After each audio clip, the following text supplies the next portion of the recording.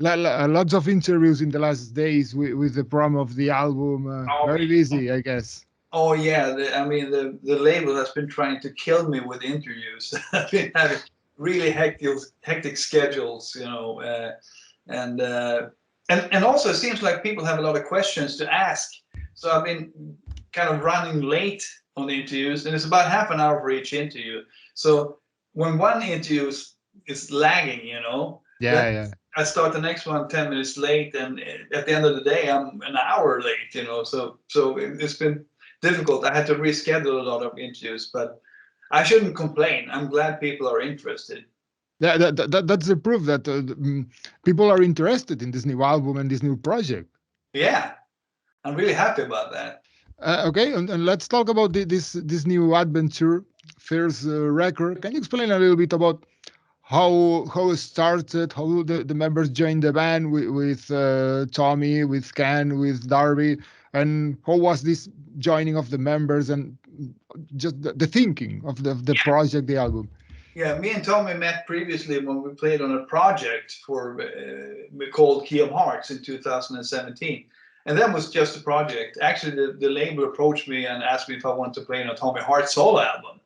They didn't even tell me their real plans, which was to make it look like a band. It was never a band, it was a project.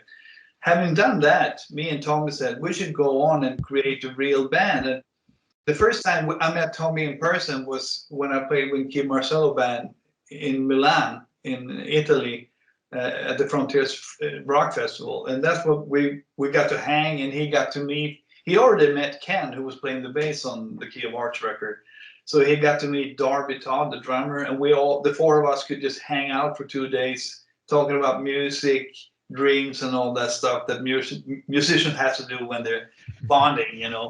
And that was really crucial. The next thing we was rehearsing for the only gig we did as under the moniker Key of Hearts.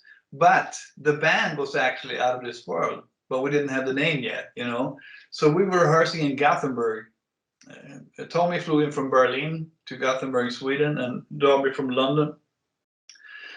We were in the top floor studios in central Gothenburg, and we rehearsed the show in no time.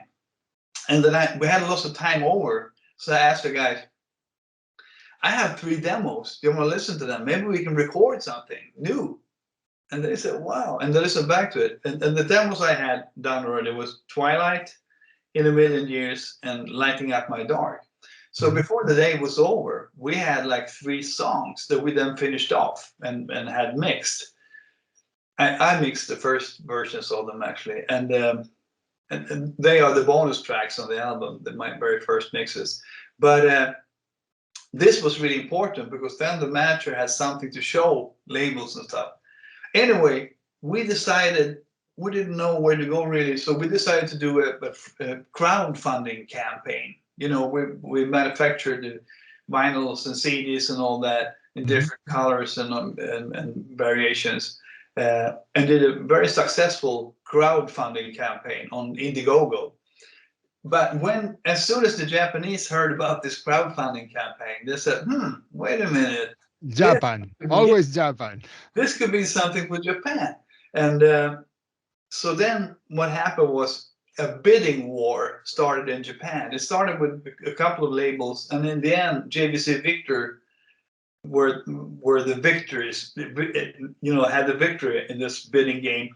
And for me, it felt comfortable to work with JVC Victor again. First of all, we were there with Europe and in the days, and since then I've been doing a couple of projects with them, and I like the label. And they did a fantastic job for us. I mean, the album entered the album charts as number 2 and then straight to number 1, and it had the number 1 position for a month. We pretty much dominated the charts that the spring of 2021. We had great from the radio god Masaito. I don't know if you heard about him. He's got a really powerful radio show, or a couple of radio shows. He used to be a journalist for the Burn magazine, which is and now he's running a radio show, which is like, it's so popular, everybody listens to it. And if you go out in the corridor to his studio, there are like 10 A&Rs from different labels that, you know, wanting to play their song. And sometimes when he leaves for the day, they're still sitting there. You know, he absolutely dictates whose song he's going to play. And we gave him Twilight to have the exclusive right to have the worldwide premiere on this song. And so he helped us a lot. And mind you, this song is over 7 minutes long. It's not like a normal single, you know, it's very stretched out. But he liked it, and he played it a lot on the radio, plugged it, and helped us push up the album to #1. So we're really happy what happened in Japan. I don't know what's happening in Japan, but also always it's different in Japan. What happens with the releases, the reaction of the fans, and always very enthusiastic. Yeah, yeah. That's the word, maybe the enthusiasm that open their arms to all the different manifestations of rock, hard rock, metal. Yeah, These styles. It's amazing. it's It's great. amazing. It's great touring there, and we can't. That was also frustrating because we had a #1 album on the charts. That's when it's a no-brainer. That's when you want to go there and on tour. And knowing my name and Tommy with Fair Warning's name in Japan, we could easily have done a Southeast Asian Yeah. thing, and you know the normal stretch in Japan. That could have been a really nice tour period, but we couldn't because of the COVID restrictions, obviously. But that's definitely on the agenda now. And then we were discussing who's going to work with us for the rest of the world. And then the manager said, I know this label, the guys that formed Nuclear Blast are jumping ship and starting a new label called Atomic Fire. And we thought that sounded really interesting. He said, the downside is we have to wait until they're ready. And it's not until January 2022. So it meant we had to wait for like 6-7 months before, you know, to keep the secret for a half a year. But we did, and so it was worth waiting for. It's very interesting all that you're explaining, because in this case it's a win-win, and I'm explaining because you are both very recognized musicians, both you and Tommy, with good material. And the Marcus and all the people of Atomic Fire, it's people that know about the business. They have a long career in Nuclear Blast, and they know about how to work with the bands, how the scene runs in Europe and all over the world. And you can trust each other, the Yeah. label in the band and the band in the label. Yeah. Yes. Yeah. It's great. It's like working with friends, you know. I mean, we all go way back in the business, and that always helps, obviously, you know. There's something that in the last days, for example, last week I was talking with Tommy from Amorphis and explained the same like you. It's like friends, know the business, and it's the same feeling. Yeah. Out of this wall is the name.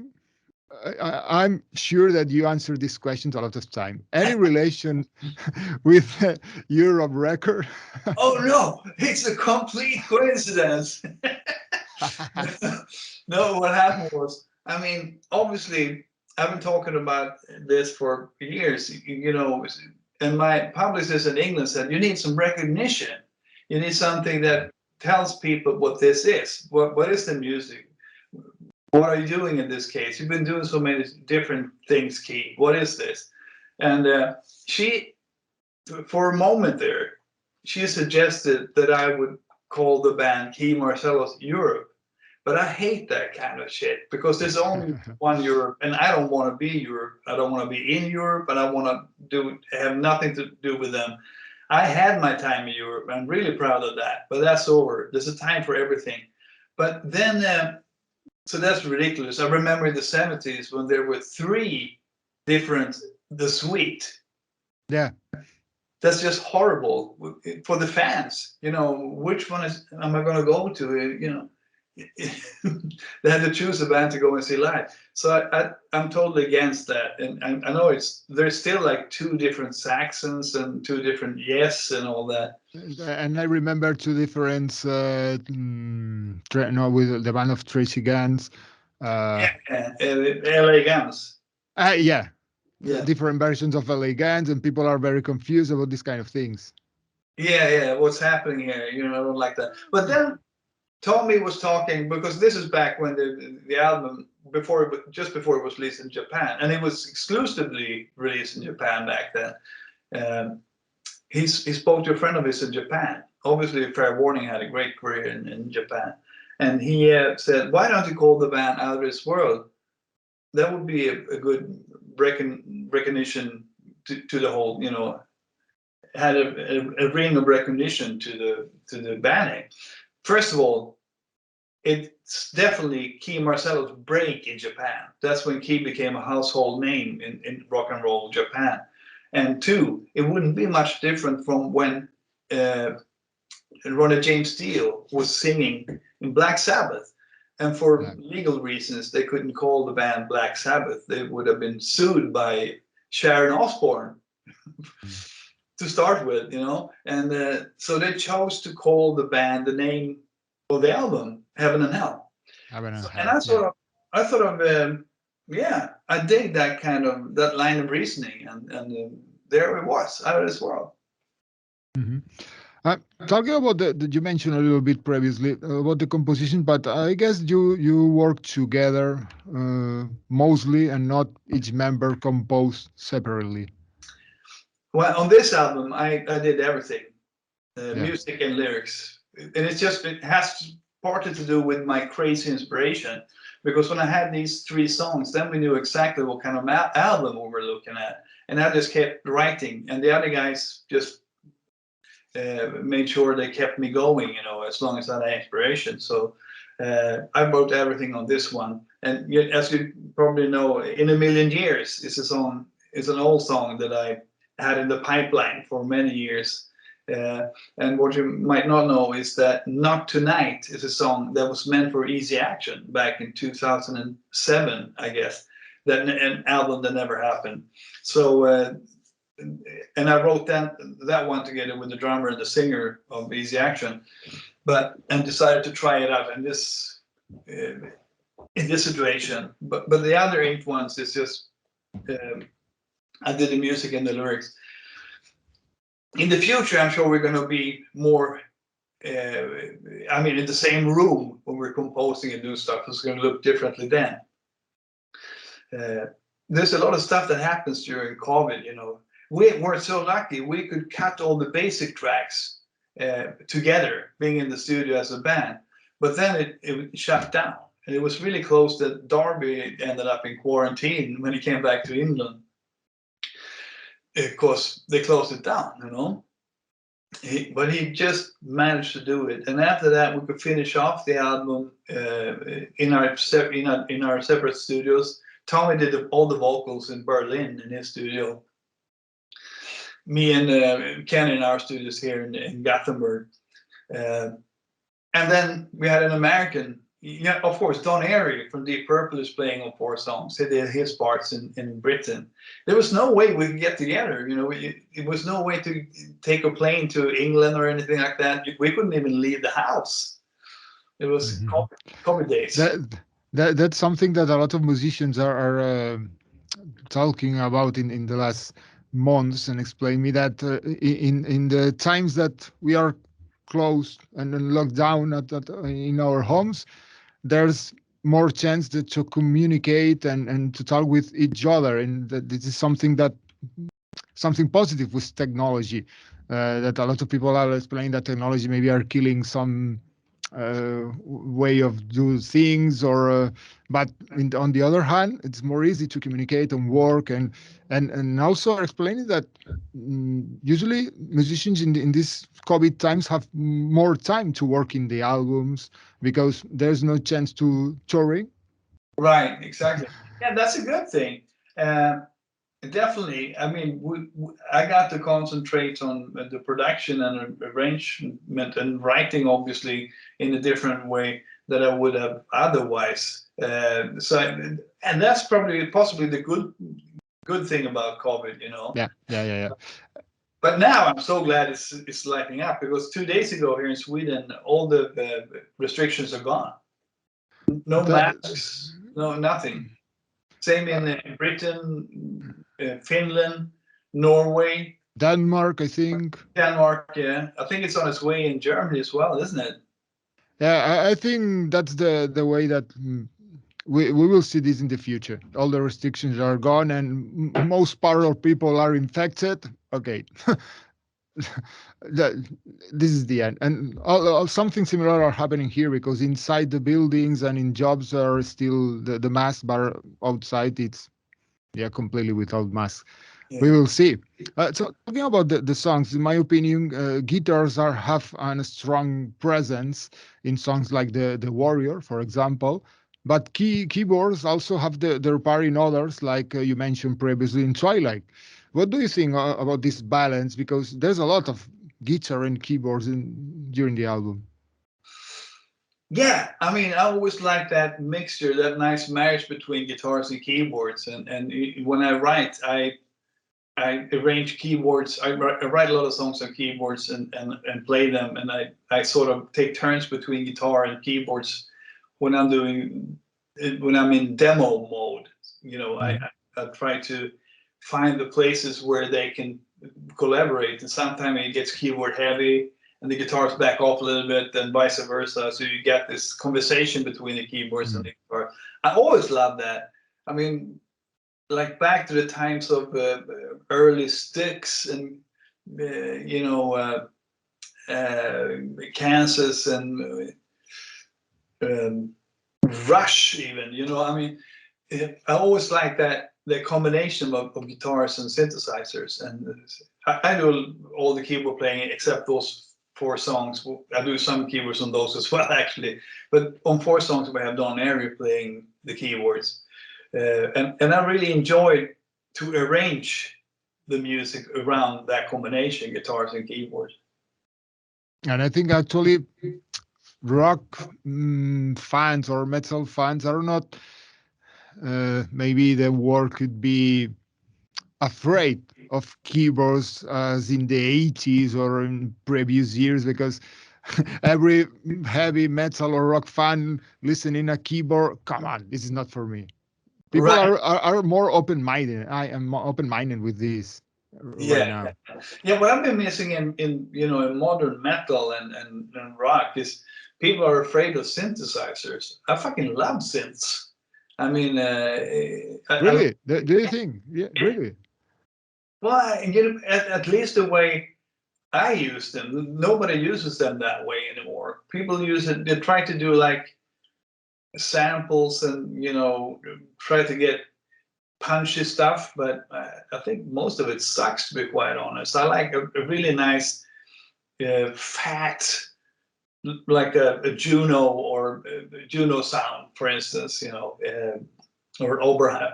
Oberheim or whatever. I like that kind of sound, and that's what I hear often when I create my sounds for the recording purposes.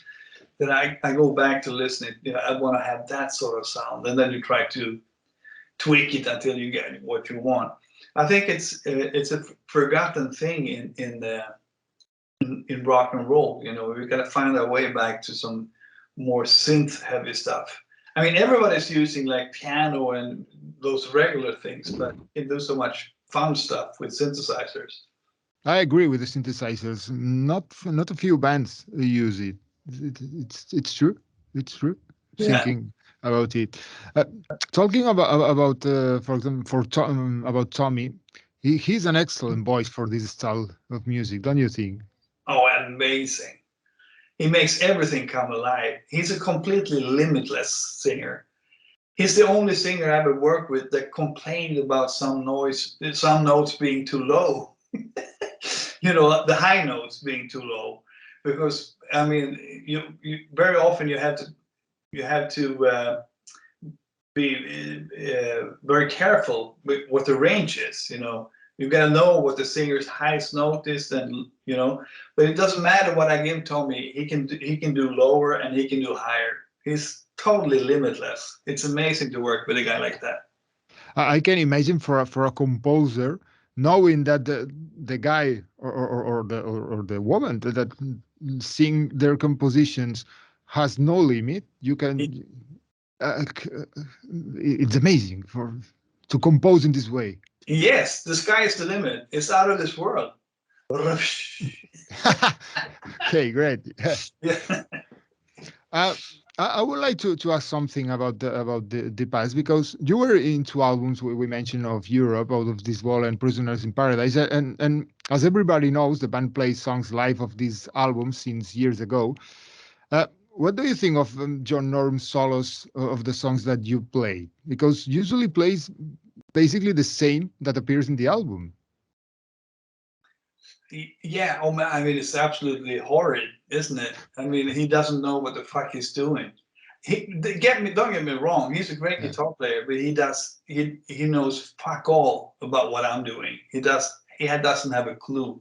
And we're so different guitar players, you know, and he should stick to doing his stuff because when he tries to do mine, it's really horrible. I hated the way he played the Superstitious solo. It gives me the creeps. And this is a song that the band play usually every show. Yeah, I saw it on YouTube, and it's Okay. horrid. I was thinking that when Out of This World album was released, became, as I remember correctly, gold and platinum in US when you were touring with Def Leppard, I think. Yeah. In that moment, you start touring in Asia, and I believe and could have been a better decision. This is the question that maybe could be better to touring to follow touring in the US for a better results in more interesting market because previous album Final Countdown sells a lot and Yeah. this what do you think? Yeah, let me correct you first of all. It wasn't Asia. No. No, it was Europe, and that's why we quit the tour. And it wasn't our decision. We wanted nothing else but to continue doing the very successful Def Leppard Europe tour. But our manager, the first manager in Europe, Thomas Erdmann, he had the management for Europe. Herbie Herbert, who also managed Journey and Steve Miller Band and Santana, a lot of classic bands, he had America, and Thomas hired him because he didn't have a clue about how to work America, and Herbie was a master at it. So we had two different management, and obviously Thomas wanted us to come to Europe and play those fucking stupid TV shows so he can make more money. So it was greed. The decision Wow. was made of greed. That was all it was. Stupid mistake, obviously. And he didn't care, you know, as soon as he got his money, he didn't care. He didn't give fuck all about the band. That's one of the decisions that usually musicians are just a victim of the business. Yeah, Oh, yeah, yeah. I remember I had this conversation with, was it Rick Savage or Rick Allen? You know, a couple of nights before, he said, "It's such a shame you have to leave for Europe now. This is going so well." And I said, "No, it's fucking stupid." But it's out of my hands. I don't have anything to do with it. So it's one of those decisions that were made over my head. I just had to tag along. mhm. Uh, Stupid. A lot of yeah, those happened. But then we fired the guy. You know, yeah. Thomas Erdmann, he got the fire, and then Herbie got the whole world for us. And it's firstly when Herbie came into the picture that, you know, our businesses were taken care of correctly. Mhm. The first guy was a crook. Wow. Interesting history. Did the band rehearse a lot in that times or touring? Usually, as the band was touring, it's enough. For example, Uh, Sorry, what was the question again? if the band in that times rehearse a lot, uh, or maybe just touring and playing usually because in that years in the 80s Europe play a lot in different touring or it just touring that the band have their rehearse. Yeah, I mean, there wasn't enough days on the calendar to have rehearsal days. I mean, we Yeah. were constantly on tour. And like the final countdown tour that started in early '87, that kept on for a year straight. The only time, I mean, we played every night a 2-hour show, close to 2-hour show. We got, that's the best rehearsal you can get, you know, playing in front of 20,000 people running around the stage. That's great rehearsal. So we were really super tight as a band. But the only time we got to jam and do something else was during sound checks, and that we did a lot. With everything from just jam, come up with ideas and play even Beatles songs. We did a version of Hound Dog that we performed in Chile on Vina del Mar, I remember, and you know, just fucking about during the sound check. We had lots of fun doing that. Mm-hmm. And always interesting thing in the bands is about the decisions of the cellist, because with usually more usually in bands with long career, I guess it was very difficult to have in common the agreement to decide a set list. Yeah, yeah. I mean, that's a problem we're going to be facing when we go on the road, because first of all, obviously there are some Europe songs that the crowd won't let us leave the stage if we don't play. I mean, Superstitious, obviously. Yeah. I guess Girl from Lebanon, and I Let the Good Times Rock. There's a couple of them that we just have to do. And there's a couple of Fair Warning songs as well. So, but in the midst of this, we want to do as much from the new album as possible. But we don't want to bore people. We want the show to be like a hit festival. Every song should be like, wow, big choruses and things happening, because that's what we're all about. When the reunion of Europe happened, finally you decided not to join. In any moment, did you think it was a wrong decision? Yeah. I mean, maybe. I mean, there's a lot of layers to this thing, you know. It all starts with me and Joey not getting along. When I realized that the manager, Thomas, and it wasn't the band's manager; it was Joey Temple's manager. I realized that in London when we recorded the album in 1988, because Ron Evison brought a cassette tape, you know, the producer, and he brought a cassette tape with him from LA, and he said, guys, listen, I have a song written for you originally by Diane fucking Warren, who was the biggest songwriter and one of the biggest songwriters of all times. She wrote a song especially for us. He put it on, and it was called Look Away. And I freaked out when I heard the song. It was fantastic, like a super huge chorus. And man, I could hear my guitars over it. I could hear the signature Europe background vocals, Joey's voice, mix keyboards, everything was there, you know. And 4 of us in the band liked it, except Joey, who said, we're not a fucking cover band. And it turns out, I mean, I'm thinking, it's cool. It's 4 of us, you know, that's more than one. But it turns out that him and the manager has some kind of veto. So when they two go together and disagree, that's what happens. So we said no to the song. And what happens?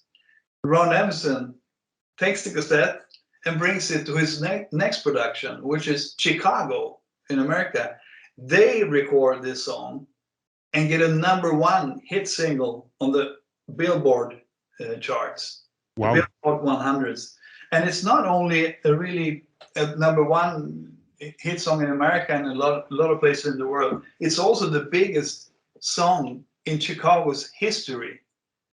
And they had a new singer in the band. Nobody thought they would come back because Peter Cetera had just left. But it's the biggest hit they ever had. And we missed out on that. And since then, things weren't the same between me and Tempest, you know, and that's also part of the reason. It was a little strained. I mean, we're doing our best to have fun and just play, and you know, there's always tension in any bands, but that was a really stupid business decision, I think, and it was. But So when we came down to, we did this reunion gig on the New Year's Eve, the Millennium gig. When it came down to talking about a contingency, first of all, we had totally different pictures about what kind of music to do. I wanted to do melodic, like a hit party with everything, and just continue on that road, because I felt post grunge, it's time for some melodies again, because most of grunge and the other stuff coming after was really boring, you know. And they wanted to go a different direction, and a little bit more harder. Yeah. yeah, I cannot see myself in that band no more. Everything has its time and place. I'm really proud of the period I had in the band, but no more. Will never do that. That's a promise. uh, I ask this because I think that the combination of the talents of each member, John or Joy, you, uh, just I think just could be in a great songs for fans. I don't know if more harder or more melodic, but wow, you are such a very talented guys, all you with Yeah, music. you know, nah, I'm out. That's out of the question. My time in Europe is definitely over. Okay.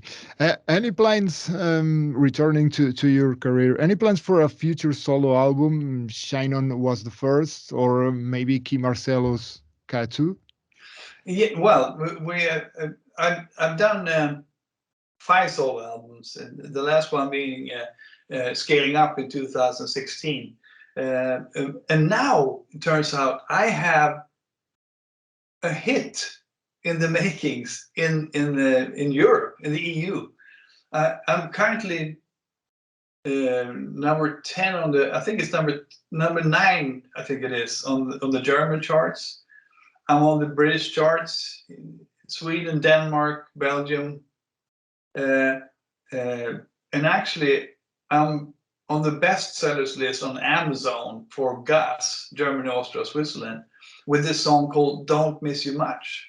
It's a re-recording of a song from Scaling Up that I released recently, and it's doing really well. So it's which also makes me want to concentrate a little bit on this solo thing. And single number 2 is coming in end of April. But then I have to see where I can do a solo album. It's not going to happen until next year, I think, because we have to do a second Out of This World album as well. But that's a fact. I guess you're composing for the second Out of This Wall, or you have any material ready? I have 3 songs and 2 in the pipeline for the next Out of This World album, you know, so I think that's going to come together real well as well. Mm-hmm. And any plan that maybe people who will listen our conversation, wow, I want to see live Out of This Wall. I guess you want to present the songs live. Oh, absolutely. We can't wait to go on the road. I mean, it's right now opening up, and nobody knew for sure that it would open up, even though Sweden Rock and Backen and all the festivals has the roster booked and ready, but nobody knew for sure because there were no guarantees. But I'm pretty sure now that the festivals are going to happen. And our manager had us on hold on a lot of festivals this summer. And a no-brainer would obviously go to Japan, where we're number 1, and Southeast Asia. And we want to go all over the place, basically. We'll see what happens. Okay, Kee, maybe you have another interview, and I'm here Yes, asking, and I'm sorry. no problem. It's in 5 minutes. You have all the time. Okay, perfect. Just finally, thanks for your time, and hope to see you playing here. In my case, maybe the place will be Barcelona, and I don't know, maybe in some these festivals. I thought all we expect that finally happening a festival this year, Yay! and returning to some way to normality. To normality, yeah.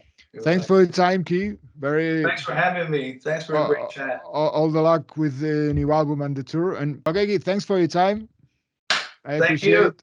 Take care, bro. And see you playing live. That's See the you way soon. that the best place that we can see each other. Absolutely.